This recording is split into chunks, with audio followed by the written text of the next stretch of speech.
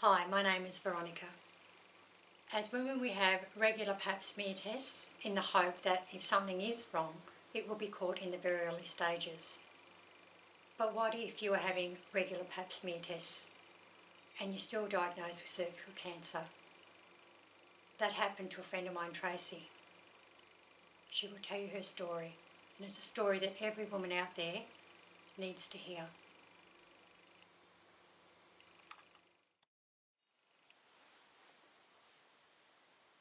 Hi, I'm Tracey.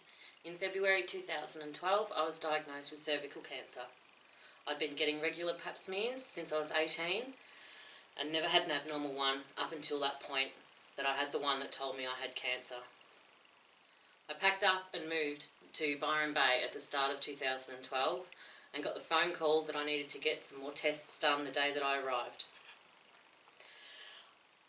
I don't know how, but at that point I just knew that this was not going to end well. Just a gut feeling that said from that phone call that I had cancer. My first week in Byron was spent finding a doctor and organising a referral to a gynaecologist to get a colposcopy done and further testing.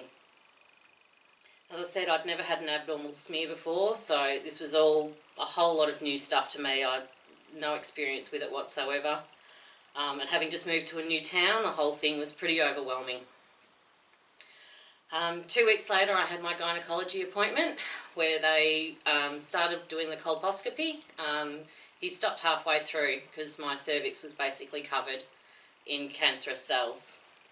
I was taken into the hospital that afternoon and given a LEAP procedure where they scrape the cells off your cervix, and also given a cone biopsy where they send the particles away to test them. 2 weeks later I had my follow-up appointment with the gynaecologist and I was informed that I had cervical cancer. In Lismore, which is 40 minutes away from Byron, and drove myself back to Byron without shedding a single tear. I got back to my house in Byron Bay and one of my flatmates came up and asked how I went, and that was when they first said, "I've got cancer." And that was the end of me, basically. I broke down, tears, my God, I was in fits, basically. It's not something you ever want to hear, and it's not something you ever want to hear yourself say out loud either. I'd done all the right things up until that point.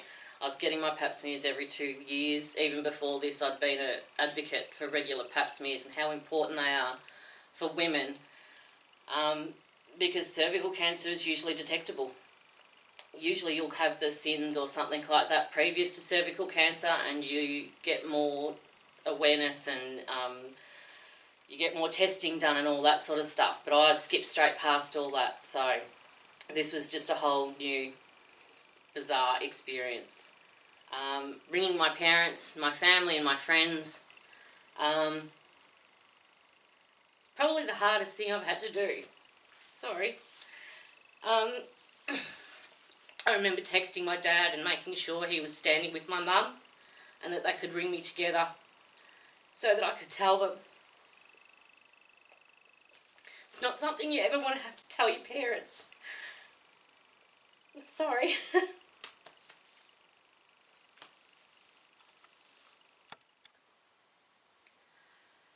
After the phone call to my parents, I fielded phone calls and text messages from friends and my sisters.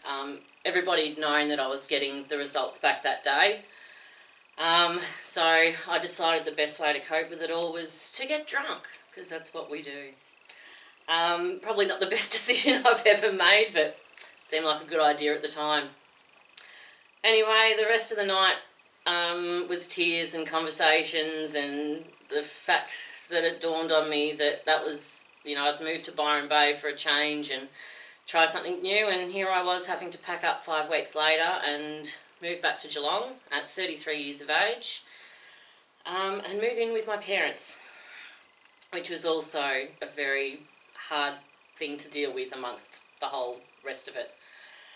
I did pack up 2 days later and drove myself back to Geelong. Again, I tried to sort of control myself while driving because I didn't really want to crash. So I tried not to think about it during the driving, and then I'd break down once I got to the hotel. But that was, that was the way I coped with it. When I finally got back to Geelong, the onslaught of appointments and probing and scanning and blood tests and all manner of stuff began. I think it was most of February, the end of February, all of March and all of April. I had numerous MRIs, numerous PET scans, CT scan, appointments with, I can't even remember how many doctors and oncologists, and just an overwhelming amount of people that talked to me and inundated me with information and questions, and it was hard. It's overwhelming to get that much information in one go, and you're still trying to deal with the fact that you've got cancer, and I don't even know how to describe it unless you've actually had that situation. It's beyond words, because you can't sort of say it, you can't make sense of it. And the loss of control and loss of independence is a huge thing for me as well. I was always a very independent woman, and that just, as I said, going back to my parents' place at 33, no one wants to do that. Definitely no one. But I'm very grateful that I had their house to go to, and they supported me a lot financially and in every other way possible during that time. My treatment didn't start until May. In between that, I did work for a few days here and there, and I also celebrated my sister's wedding in Hamilton Island. My treatment regime, I was actually diagnosed with, sorry, I've skipped over that bit, stage 2B, cervical cancer. I had two forms of it, adenosquamous cell and squamous cell. Squamous cell's the one that 80% of the people that cervical cancer affects, they'll have squamous cell. I had both. So the difference with those is adenosquamous starts on the inside of your cervix. So if you're looking at your cervix, adenosquamous will start up here, squamous cell grows on the outside, which is why mine wasn't detected on a pap smear, because they only scrubbed this bit of your cervix during those tests. Mine was growing from the inside out, and so by the time it got to the outside of my cervix, that's why I was already 2B when they found it. I had two tumours, one the size of about a grape and one the size of about a plum. They'd grown outside the containment lines, I suppose, so a hysterectomy wasn't considered suitable treatment. I was told I'd be having 5 weeks of chemo radiation. So that's daily radiation for 5 days a week for 5 weeks, and then one day of those weeks I also got a light dose, if there's such a thing, of chemo. The chemo in that one's more to help the radiation work than anything else. So still a lot to contend with. All my treatment was in Melbourne. They don't actually deal with cervical cancer, in my knowledge, at the Geelong Andrew Love Centre, so all mine was at Peter McCallum up in Melbourne. Awesome place, I suppose, if you've got to get cancer. It's probably the best place that you could be sort of going to. Me and Mum moved to Melbourne for the 5 weeks that I was getting daily radiation. Daily radiation, not a pleasant experience. Definitely on your cervix. So I had to get tattoos put onto my body so that they could line me up each time. And each day I'd go in there, face down, bare ass up, for all the world to see, where I would be pulled and prodded and pushed and shoved around so that they could line all my dots up with the laser beams, and then everybody else would run out of the room while they, threw radiation at me, I suppose. I don't really know the best way to describe it. The effects of radiation that close to your bowel and bladder are not pleasant. It also just exhausts you. The fatigue is unbelievable, and then that mixed in with the chemo as well. It's just, hell for 5 weeks. I was also asked to do numerous trials through Peter McCallum, and I said yes to every single one of them.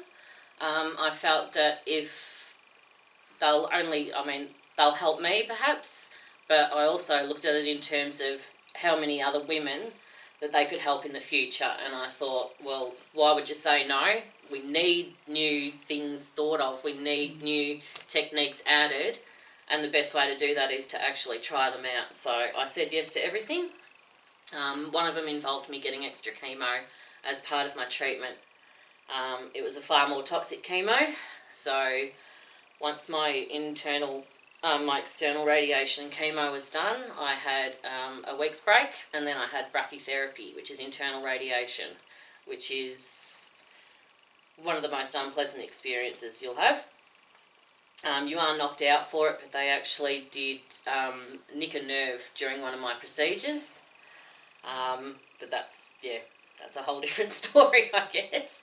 It was a 1 in 1,000 chance that would have happened, and it happened to me because I like to, do what's unusual. Anyway, so my chemo started a week after my last brachy. So I had 1 dose of that every 3 weeks for 4 sessions, and that saw me lose my hair. I didn't lose my hair during the first lot of chemo, but that lot was a more poisonous one. So I lost my hair, which meant my eyebrows, my eyelashes, and every hair on my entire body. Wasn't so much the hair on my head that bothered me, but having no eyebrows and eyelashes just, really freaked me out. And you're puffy from the steroids and from the chemo, so did not feel like a very pleasant person at that stage. Having made it through all the treatment, there was a lot of other stuff that went on in between. The emotional part of it and the mental part of it was overwhelming. My way of dealing with it during treatment was to step outside myself in some sense and just do what I had to do and not acknowledge it in a sense.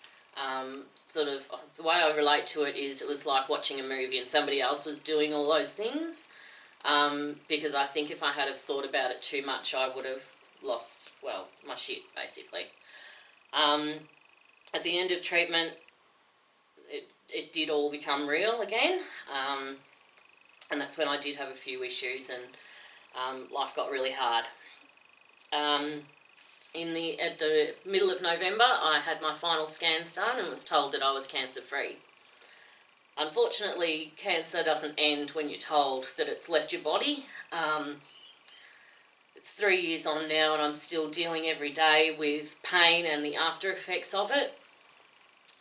There's the worry in the back of your head every day that it'll come back or that it's going to spread, or it's just a constant thing. There's no switching that off, and I wonder whether there ever will be a time where I won't worry about it, but at the moment there's not.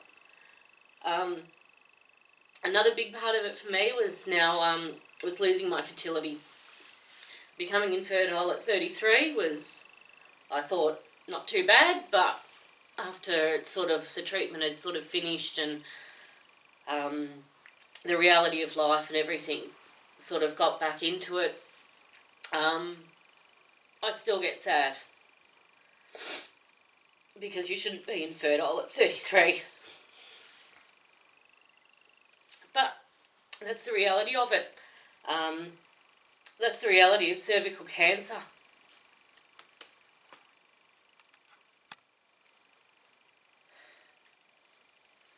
As I said earlier, I've always been a proactive person in terms of the pap smears, encouraging my friends to have pap smears, and it's just a common sense thing for women to do. It's something that we're entitled to do in Australia. You can walk into your doctors from age 18 and get a pap smear done. We're very lucky in other countries. People have to be on their deathbed before they'll even look at them for a pap smear. Take advantage of this. The options there to have them done, they're very important. Chances are you won't be in my position, that you won't end up with cervical cancer, but that's why we have them, so that we can get caught early and not have to go through everything that I've just been through. I worry about the so-called cervical cancer vaccine and the effect that's having on women, because I think there's now a lot of women out there that are thinking, I'm vaccinated against cervical cancer. But the reality is you're not. You're vaccinated against 2 forms of HPV. There is many other forms of HPV that you're not vaccinated against that still cause cervical cancer. I didn't have HPV. I had cervical cancer, but no HPV. So women need to be informed about these things, and I don't feel it's fair that you're given false hope that you've had this vaccine so everything will be good. We need to be getting our pap smears regularly. A HPV test or vaccine is not going to protect you. It might help protect you, but in the long run, the only thing that will protect you is getting your regular pap smears. I'd just like to thank Tracey for telling her story. It is always difficult to, talk about cancer. But I just also want to, let every woman out there know just how important it is to have your regular pap smears. And if you have any little doubt, even after you've had your pap smear, go back to your doctor.